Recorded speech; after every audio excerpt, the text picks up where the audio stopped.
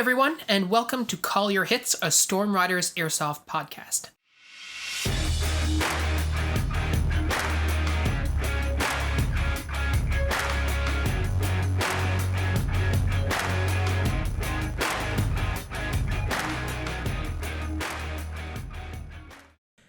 Thanks for joining us, everyone. Today, Pat and I are going to be talking about what types of gear, what types of kit items, what type of airsoft guns are better for airsoft, and what better actually means when we say something like that. But before we get into that, I thought we'd do a quick check-in on our 2022 goals. If you recall, back in January, we set some goal for ourselves for the year. Not really New Year's resolutions, so to speak, but things that we want to accomplish and things that we wanted to make sure that we did over the year. And we said at the time that we'd periodically be checking in to see how we're doing. And now that it's, the first week of March, it's a good time as any to sort of check in and see how that's going. So for myself, I had set a goal of doing 25 ready ups per week and running 30 kilometers per week. Meanwhile, Pat had set a goal of doing 1.5 hours of rowing per week and 5 days a week of leg exercises. We also set a few other goals around teching and playing airsoft and stuff, but we aren't able to actually work on those right now owing to the fact that the outdoor field is still closed and there's no guns to tech on. So we'll sort of come back to those ones later on in the year, but for this... I'm doing great on my goal of teching less, and I want to state that before we get into the other ones, because my response when Phil told me he wanted to check up was, oh no. Yeah. And I think it's important because we talked at the start of the year that most New Year's resolutions typically don't last more than 3 to 4 weeks. And so you want to set yourself up with goals that are achievable and realistic for yourself. So for myself, I can say quite confidently that I am crushing my running goal, but I am lagging on my ready ups. We moved into our new house at the end of January, and it was a bit of a tumultuous process that saw my rifle, who knows where, for several days. So I missed a few weeks of ready ups, and although, if you consider it, right? Yes, I have found it since then. You can see it in the latest video, but no, if we look at this sort of in an absolutist sort of way, it's like, well, I failed my goals, right? But really for me, it's not the end of the world. So I'm back on the wagon now since about mid-February. I'm doing my ready ups every single week. And I'm going to continue to do that for the rest of the year. Just because I had this small sort of hiccup, which I can explain, and I'm not using that as an excuse. I just know why it happened. It's like, well, that's fine. Let's just keep going. That has to be my reaction, because the other reaction would be just, I'm not going to do this at all anymore, which is kind of silly because this is obviously something I care enough about to set a goal. Right? Shouting doom and throwing up your hands is not really effective here, right? Yeah. And in a lot of ways, I think, we talked about this when we set the goals. An important metric for this for us is going to be keeping one another honest about it and bugging one another about it, for want of a better way to put it, but also just forgiving ourselves for dropping it. So I did fantastic on the leg exercises for the first I'm going to say 6 weeks, and then I hit a patch where I was basically marking papers, eating, sleeping, or at work for 2 weeks and didn't really do them, and that kind of broke the habit that I'd built up of doing them every day at the same time. And so, this check-in is really sort of like, oh yeah, I really need to get back on that. And it's okay to go, oh yeah, I really need to get back on that, as long as you actually do it. Or, to not do it if it turns out to be something that you set as a goal that's not tenable for you or that you didn't really want to do. In this case, I absolutely can do it. I want to do it, so I'm going to get back to it. The rowing has not been happening, partly because I've been a slacker, if I'm being honest. Partly because a bunch of people have told me that I shouldn't do that until I get someone who I know to show me how to do it properly, so I don't mess up my back any more than I already have, which is probably good advice, but also a little daunting from my point of view. And so I haven't been super good on that one, but I genuinely have scheduled meeting up with my sister, who rows, to learn how to use the damn thing. So that will work out later this week. And on the upside, COVID here has chilled out again. So I've been able to get back to fencing. And so I'm at least getting better cardio than I was during January, where we were in lockdown and I couldn't do much other than I guess I could have gone outside for a run. But as I've said before, I kind of need to lose a bit of weight before I get back into running so that my knees don't fall off. And I think it's important when we're thinking about our goals to just remind ourselves, like, why is it that we want to do this thing, right? So if we're saying, well, my goal is to do running, or my goal is to do rowing or ready ups, or whatever the goal is your goal to do that thing, or are you doing that to support something else? And that's a very important distinction, because if, for example, my goal of doing ready ups is to maintain a high level of proficiency with my ready ups, well, that's an important goal overall, and the means to the end is by doing them every week or what have you. That's still going to matter in 4 months' time, even if I don't do them. It's just I'm going to suck if I don't, right? So you need to, it's not necessarily about the steps that you're going through sort of daily or weekly or whatever. Like, my running goal isn't to do 30 kilometers per week. It's to do 1,500 by the end of the year, and 30 per week is the method by which I'm going to do that. If by some chance, for example, I were to get injured and I wasn't able to run for 2 weeks or 4 weeks, God forbid 4 weeks, I would have a lot of catching up to do, but it would still be feasible, right? So it's just important to contextualize your goal. What are you trying to do? Do the goal, or do the thing that the goal is going to support you in doing? And in Pat's case, getting fitter. In my case, doing my ready ups, etc. Whatever that goal is. So don't want to harp too much on the goals, but I think we said that we were going to check in. So this is our accountability check. And if you have goals that you're looking back on and going like, wow, you know what? I really did not do as well as I did. Don't beat yourself up about it. Just get back on the wagon. Like, you just got to learn to fail small, right? Fail small and then pick it right back up when you drop it. Fail small and pop on the Discord and make fun of Pat and encourage him thereby to go do some exercise. Mm-hmm. And I know, like, when we were starting with all this, like, I know Galen on the Discord was always posting up like, oh, I hit a gym or doing this, and I know there were some difficulties in his area with like lockdowns, I think, or something. But regardless, like, that's a really great method. You can have people in your community support you to keep you honest. So if you need that sort of accountability, we are happy to provide some light teasing and moral accountability and support in our community. So feel free to join that. For the meat of the episode, I wanted to talk about the concept of what is better in airsoft. And we recently released a video called Plate Carriers or Chest Rig, which are better for airsoft, or something like that. I don't remember the exact title. Sue me, it's not like I wrote it. But basically, the idea is you have two pieces of kit and one of them is better than the other. And by and large, a lot of the responses that we got on YouTube, on the Discord as well, and I mean as well on that toxic cesspool that is Reddit, is that it's all about preference, right? Oh, one is not better than the other. It's just preference. It's what you like. And I want to talk about that a little bit, because it certainly is a factor when you're looking at gear and you're looking at equipment, that personal preference does have a role to play in what types of equipment and kit, and even like your rifles and so on, how effective they will be for you as an individual. Definitely. I mean, like, if I were only concerned about playing airsoft in the most optimal fashion possible, I certainly wouldn't be too concerned about the 249, and I probably would never have bought the Garand, really. Mm-hmm. But on the flip side, what you're saying is, as well, there is, in many cases, an objectively better choice, right? And whether or not you choose to use that is totally fine. Like, it's absolutely okay for you to look at a piece of kit and go, yeah, I know it's not as good as X, but I have more fun using Y, so I'm going to do that thing. And that's totally cool. And functionally, that's the sort of crux of this, isn't it? That if something is more enjoyable for you to play with, it's arguably more effective, because isn't the goal to have fun?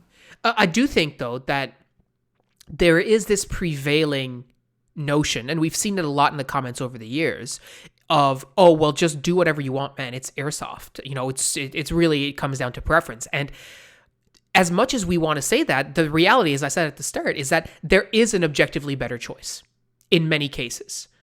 Yeah, I think there's often a right answer in terms of, like, what is the most effective piece of airsoft kit you can run, if sort of pure optimization of your kit for efficiency is the goal. Mm-hmm. I think you have this situation that occurs a lot where, People have bought XYZ for themselves, and we've certainly fallen in this trap before as well, where you don't necessarily want to be honest with yourself and say, yes, I recognize that this thing that I'm using is substandard. You can make excuses for the piece of kit. You're like, oh no, it's better for me or whatever. But what we often talk about, and I talk about in the last video that we did as well, is that you need to be honest with yourself about observing what it is that you're using objectively and saying, is this better or is this worse? And without trying the alternatives, in some cases, you won't be able to know, right? Absolutely. I mean, I made my P90 my M203, in terms of sort of collection and in terms of looks hanging on the wall, they're both outstanding. Mm-hmm.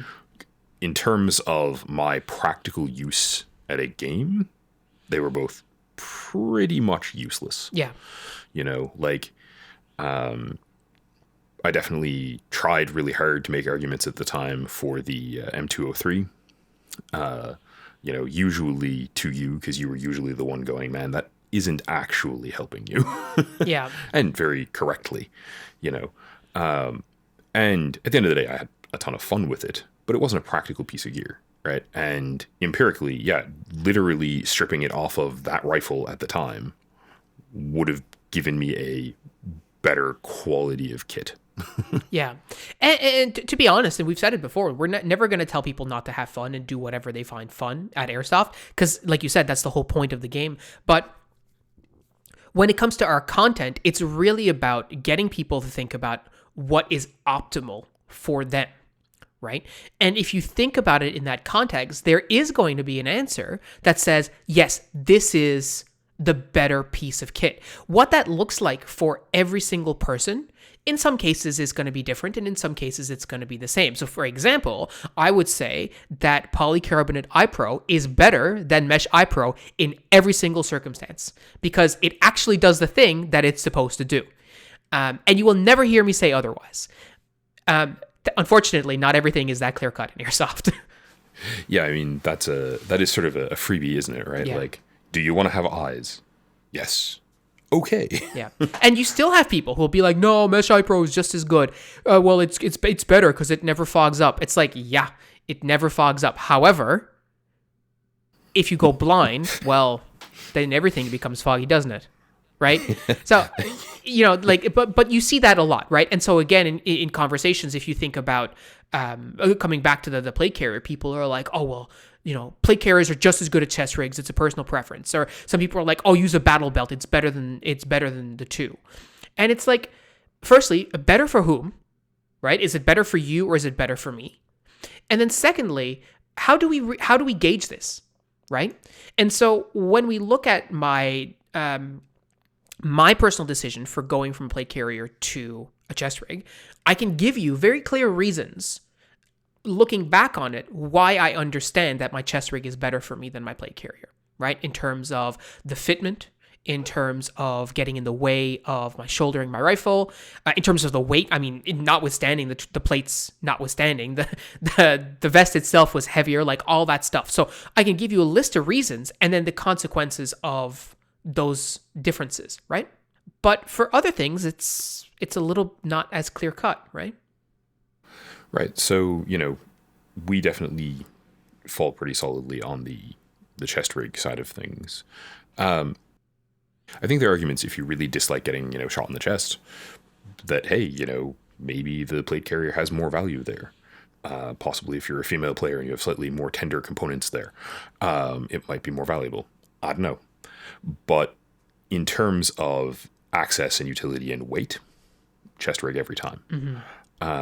It's just a more suitable piece of kit for what we are doing, right?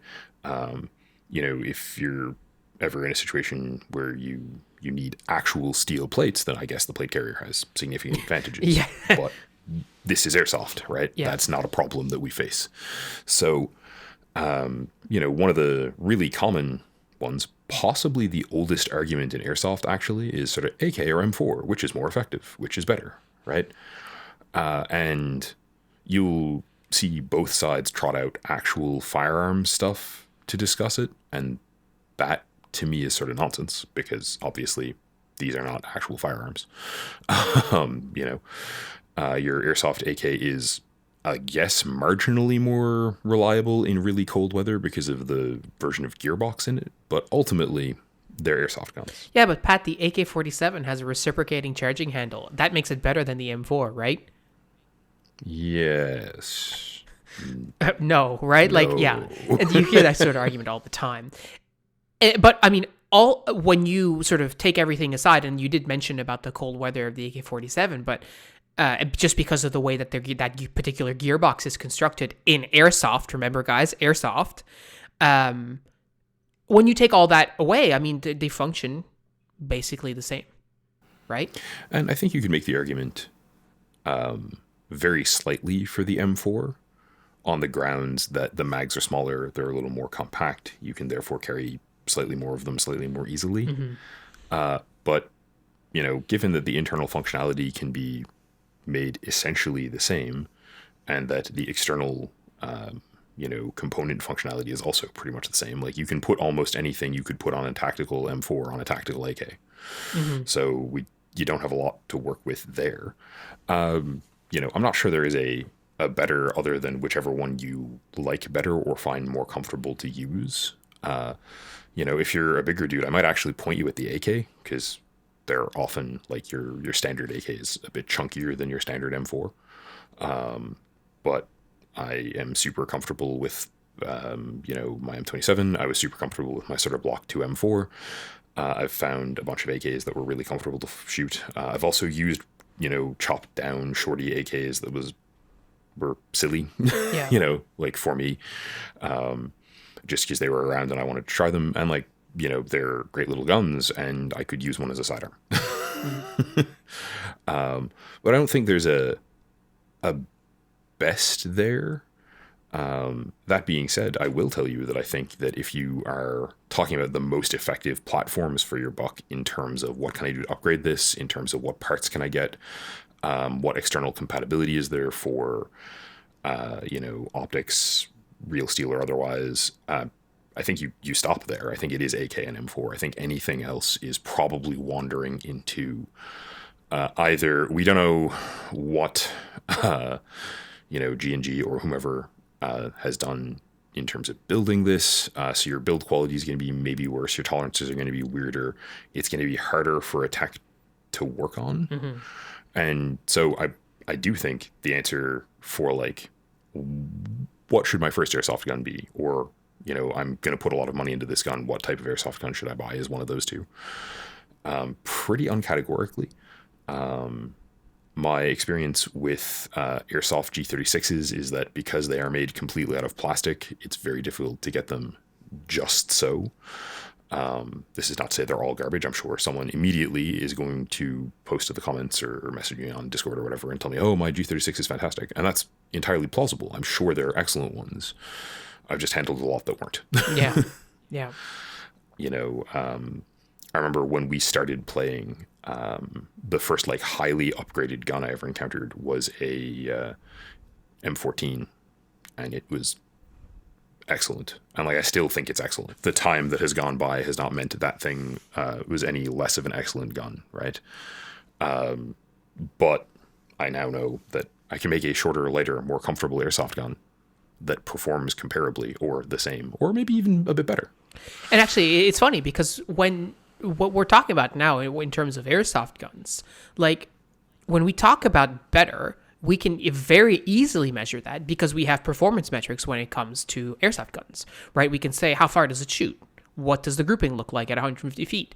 And to your point just now, and I think that's a totally valid point, especially if you're a new player and you're thinking about like different types of guns and upgrades and stuff like AK, M4, like you have tons of available aftermarket parts, both internal and external and yada, yada, right? So it's very easy to say when it comes to upgrading, is an AK-47 better than, an FN F2000?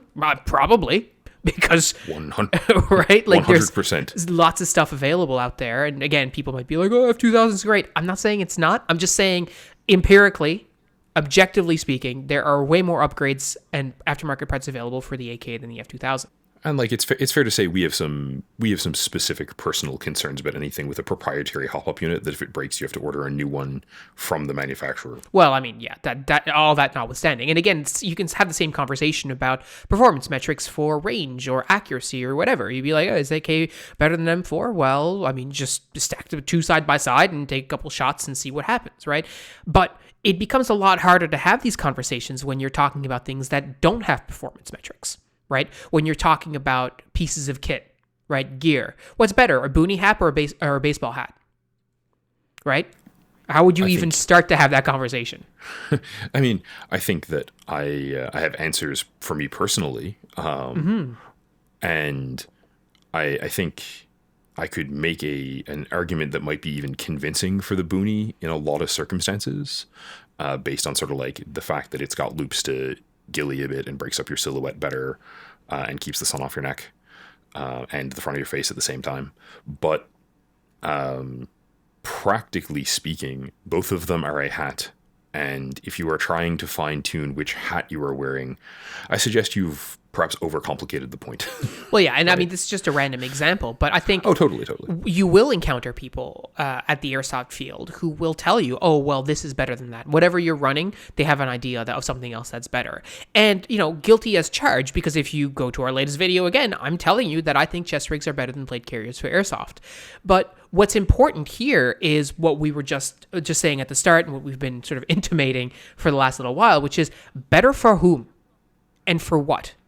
And those are the questions that you need to be thinking about. Because if you just in general, I mean, airsoft aside, everyone has an opinion about what is better for everything. What is a regular oven or a convection oven? What is better, a Toyota or a Honda? What is better, like ice hockey or garden? Like, I don't know. Plus, it's ice hockey. But anyway, the point is, like, you're always going to have people who are more than willing to share their opinion about why their particular preference is better than anything else.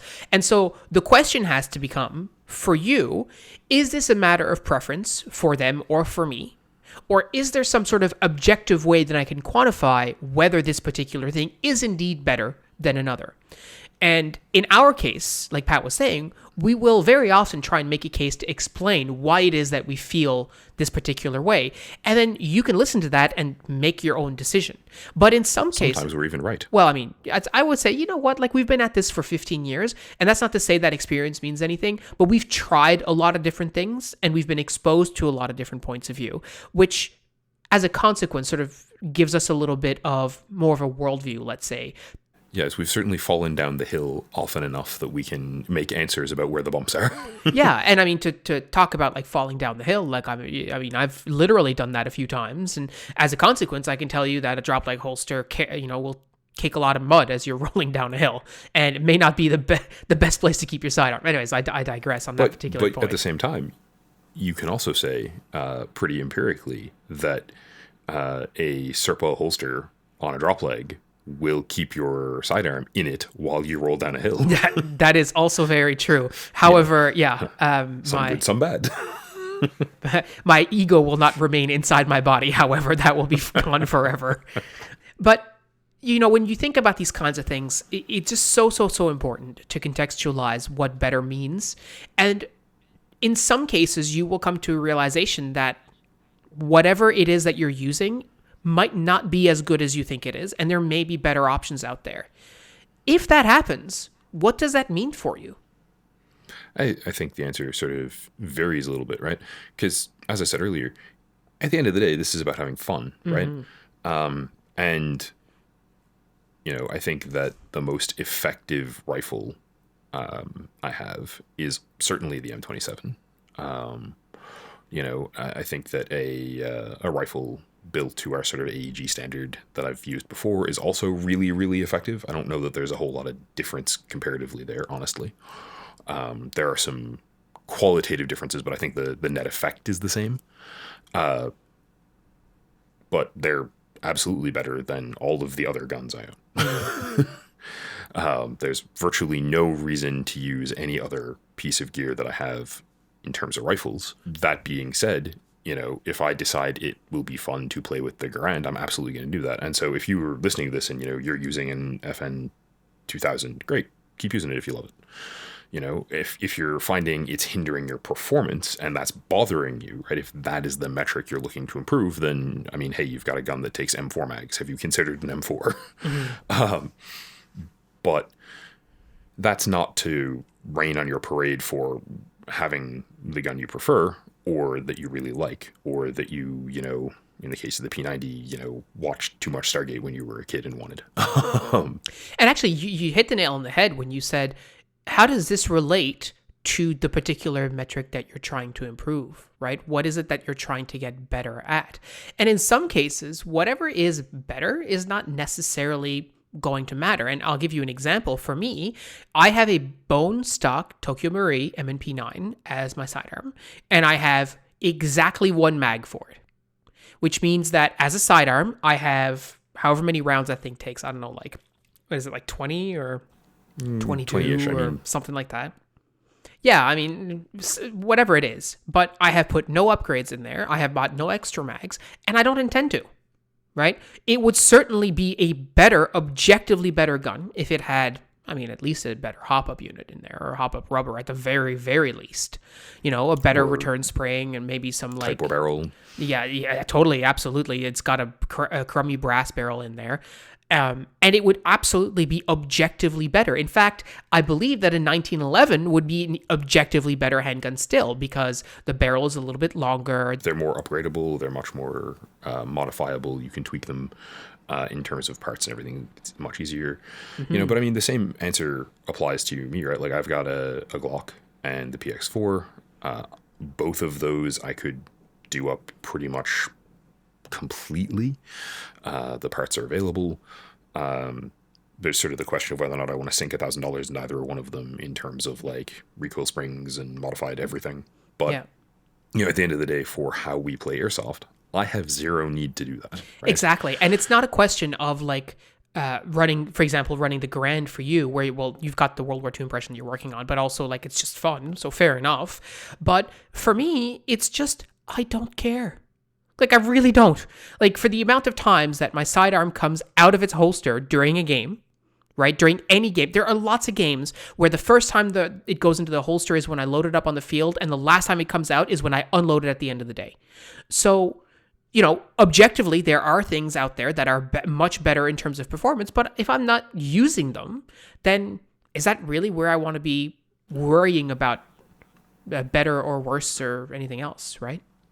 And I mean, in terms of mechanics of play for our use, the ranges that we're likely to fire our pistols at, stock is completely fine. Yes, sure. I mean, I might need to fire 3 rounds instead of 2 or 1. That's fine. I'll fire 3 rounds.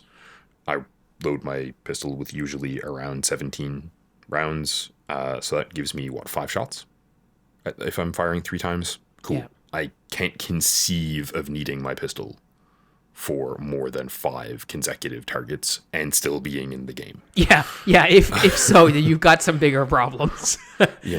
And that's not to say that like we don't occasionally play pistol games where I'm like, oh man, having a second mag would be great, or just the fun of having it honestly in the pouch on my kit. Sure, cool.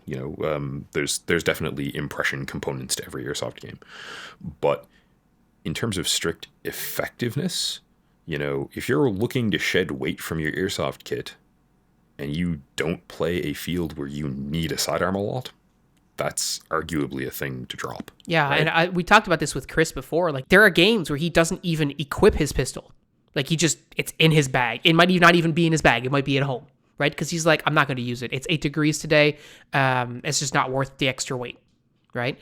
And that is when you start having the conversation of what is better for whom, right? Again, if for me, like, I like having my pistol on me because there are situations where I might go inside and I want to draw it because I've got, a bit of a longer rifle now. And I don't want to be shooting people within, let's say 10 meters with my rifle if I can avoid it, especially inside. I will, but I would rather not if I can control it. So I like having that as a bit of a safety net. So that's fine for me, but Chris doesn't care. If he's like a maniac and he's like, yeah, I don't care. I just want less weight so I can run faster. Cool. That's what's better for him, you know, the funny thing is, you know, as we've talked about before, you're carrying usually 2 or 3 tornadoes. So if like you're going to a building, lob a couple of those in and walk around. Right. Yes. Yeah. You know, might be a better mechanic. You know, so I carry my sidearm because traditionally I've used rifles with a minimum engagement distance, and that is a situation where having one becomes desirable. But even over 3 years of running that every single time I played, I think I actually fired the pistol when I drew it to go through a building maybe 4 or 5 times. Yeah. So it's clearly not a core component to gameplay for me. You know, if I were seriously into playing CQB locally, it's a thing I probably would tune up a bit, because you can get it a little snappier than it is, right? I'd certainly be interested in buying like an extended mag for my Glock, because in really close quarters, reloading seems like a terrible idea if you can double your mag size and not have to. Just straight up. But for what I'm doing, you know, I keep a spreadsheet with like, what do I want to buy for airsoft currently? Pretty much all of the time. I've had it open, like I think I created it 10 years ago. I think there's been a Glock mag on it for 7 years now. Yeah. Like just a second Glock mag, just because. Clearly it's not that much of a priority, because I've bought an entire HPA setup for a gun in that amount of intervening period, and the Glock is only $50, like the mag. So, yeah. Like, And I think when you mentioned HPA, it sort of just triggered something for me when I was thinking about it. Is we often see people going, and we've seen it on the Discord a little bit, but it's more on like in other places, just going crazy about HPA, being like HPA is better than AEG, HPA is better than AEG, and once again you find yourself in the situation of like you have to ask yourself, better for whom and how, right? Because when we talk about HPA, and we've talked about it to death. And we've talked about it a lot on the Discord too. Like, it is very finicky to get up and running properly, especially right out the gate. Like when you're putting in your Kythera and all this kind of stuff. We were talking like some of the issues that you were having, and you had to troubleshoot and stuff like that. So that was fine in your hands, but would it still be better in the hands of someone who just started playing airsoft and just started teching? I would surmise probably not. I mean, I think the answer is probably yes, if you're buying something a little less fiddly than the Kythera, because the Kythera is a mechanical system, so it is specifically slightly more complicated in a few ways. But other than that, no, I agree. You know, if you are walking in and buying off the shelf, especially, buy an AEG. It's cheaper. The stock out of the box performance is probably a little better on the HPA if you can afford all of the proverbial bells and whistles. But it's also like 3 times the price. Yeah. You know, there are a couple of like good, just, pull it off the shelf and use it. HPA setups out there. I find them interesting. I find the idea of owning one at some point appealing, but like, it's not a huge priority for me because I'm pretty happy with what I've got running right now. You know, and I don't think having tech skills for airsoft really helped me a whole lot in figuring out the Kythera install, so much as having access to some of the folks on our Discord. Well, fair enough, yeah. And other parts of the internet did. You know, that was mostly a matter of like patience and knowing that, all right, I'm going to start hitting this with a hammer in a minute, so I need to put it down and go do something else for a while, which is equally helpful when you're doing teching on AEG. But yeah, I think the argument is very sound for an AEG is more effective for new players and players who don't want to fiddle around with that. You know, if you've got a tech in your local area who can do both or either, and you want them to do the work and can afford for that to be the case, then great. That simplifies the choice, right? But certainly, you know, if you're starting airsoft and you're looking at bang for your buck, I'm pretty sure you're going to want to go with an AEG for your first gun.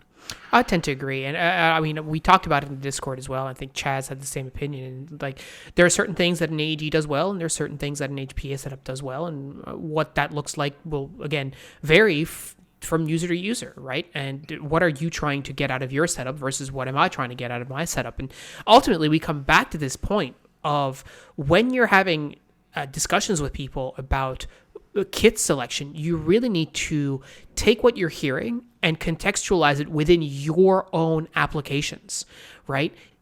Lots of people, including us, will give you our opinions as to what we think is better or worse, or has been more effective or less effective, and what we've changed over the years and why. And that should not be gospel, right? Not coming from us nor anybody else. Should you just listen to that and go, oh, they're doing that, I'm going to do that too. You need to think about whether or not it actually makes sense for you. And I think chest rigs for me is an example. Everyone was switching to chest rigs and was like, no, I'm going to use my plate carrier. And it's not until eventually I sort of just broke down and gave it a shot that I realized, because I was ready to learn that lesson for myself. 2-point slings are the same way, right? People like Chris were harping on the 2-point sling. It's so great. It's so great. And it's like, nah, I like the single point. And I did that for years. And eventually I used the 2-point, and I'm like, wow, this is great. 3-point sling, just right out. But the 2-point sling is amazing. And we had the exact same thing happen again last season with John, when John was using a 2-point sling, and I think he had a slingster, and he's like, oh my God, it's so good. And we're like, yeah, we've been telling you for years that it's better than not using a sling. But at the end of the day, you need to understand that for yourself, right? So in this particular case with the slings, and chest rigs as well, I feel very confident that I can say that for our applications, and perhaps even in general, a 2-point sling is better than a single-point sling. But there are lots of people out there who are going to be like, no, I love my my single-point sling, or Shane will be like, I love my 3-point sling, whatever. But whatever works for you is really going to dictate how you take that opinion from other people. And the environment you're playing in, right? Because even though I largely agree with you on the 2-point sling versus 1-point sling thing there, I think there's an environment where even I would arguably like the single point a lot, which is, again, if you're doing a lot of sort of indoor CQB, speedball sort of play, speedsoft sort of play, then a single point sling is really, really well designed for that specific application and has value there. So if that's the primary game mode you're playing, could be worth thinking about. Yeah. I'll still probably not buy a new one and use my slingster if I am ever playing those scenarios, but that's me being stubborn, arguably. The other thing, that I think bears mentioning there is that, sure, yes, okay, 2-point sling is better than 3-point sling, 1-point sling, or no sling. Good enough. But, not everything is universal. Right? Critical thought is really the key thing here, in that, I've talked before about the fact that I owned a reasonably upgraded gas blowback M4, and I hated it. There are people, you can go find people on YouTube who will swear by them because they live places where they work, right? If you were in any way north of us, I can't imagine bothering to own a gas blowback pistol at all, right? I have pulled the trigger on my gas blowback pistol in November here. I know what happens. Nothing happens. Yeah, that's right. Right. So, there are points in the year where, hey, yeah, maybe we don't bother. Likewise, I don't think that the HPA gun is probably the right play for me right now. If we were gonna, go play in the snow this weekend, I don't think it'll do a fantastic job in the super cold weather. The AEG is probably a better choice. Realistically, I'll probably take the Garand because it's got the most robust gearbox and it's therefore the least likely to explode. Yeah. At the end of the day, for us, and it's sort of what we started this discussion with, when it comes to gear, when it comes to, even your rifles and so on, some people will say there's no such thing as better. It's just down to preference. Some people will say, well, it doesn't matter at all. Some people will swear by one thing as being the king of everything. And in truth, you will likely find that the answer is somewhere in the middle and largely and highly dependent on your own personal preferences. And so what we would encourage you to do is to think about what it is that you are trying to achieve yourself and try out different things to make sure that whatever you are currently using, whether it's a piece of kit or whether it's your rifle or whatever else, truly does exactly what you think it does. And if it doesn't, then you can make the decision for yourself as to whether or not this is something that you want to fix or resolve or improve upon, Or maybe it's something that you're willing to sacrifice on because it's super fun, like the Garand or a P90 or whatever other fun piece of kit you want to use. Plate carrier, for example, could certainly be part of that. It could be your World War II fatigues, whatever. And sorry, apologies to Johnny because I don't think they called them fatigues, but whatever. Or Denizens. denizens. Or at the end of the day, it's just something you don't care about. It's like, yep, I recognize that this is not optimal for me, but for the amount of time that it comes into play, it doesn't matter. But ultimately, that's the sort of mental calculus that you have to do yourself, right? And if your reaction to, oh yes, this is my best setup, this is the best piece of kit for me, there's nothing better, and someone saying, actually, you should try something else, or have you ever considered this, is no, this is definitely the best I know, you probably are not looking at the problem in the most constructive way for yourself. And again, you might say, well, Phil, I don't really care. Cool. Well, if you don't care, that's fine. I'm not really sure why you're listening to this, but beside the point, if you don't care, then that's fine.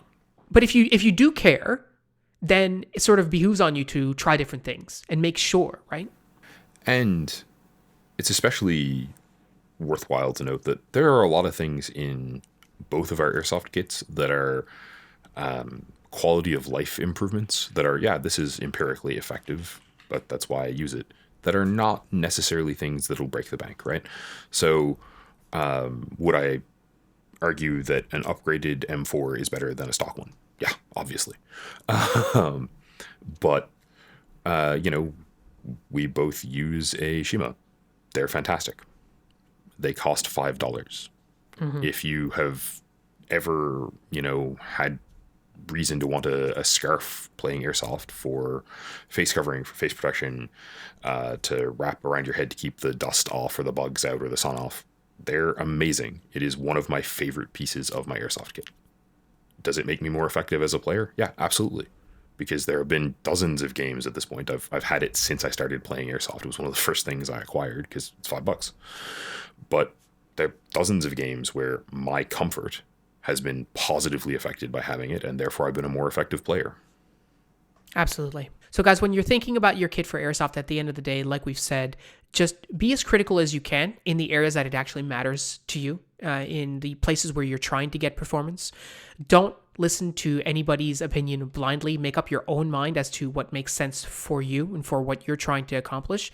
It doesn't hurt to ask for other people's opinions, but that doesn't mean that you can't just file those opinions away in the circular filing cabinet, as they say. And feel free to do that with our opinion as well. We do not want you to take what we say for gospel, and if you think what we have to say is bunk, well, that's absolutely within your right to do that, and we welcome you ignoring us and our opinions if you feel that they don't apply to you. So all that being said, guys, thank you so much for listening. If you want to keep the conversation going, please, as we've said before, join us on the Discord. But until then, we've got nothing else for you, and we will see you next week. Thanks, guys. It's been great chatting with you as always, and have a good week.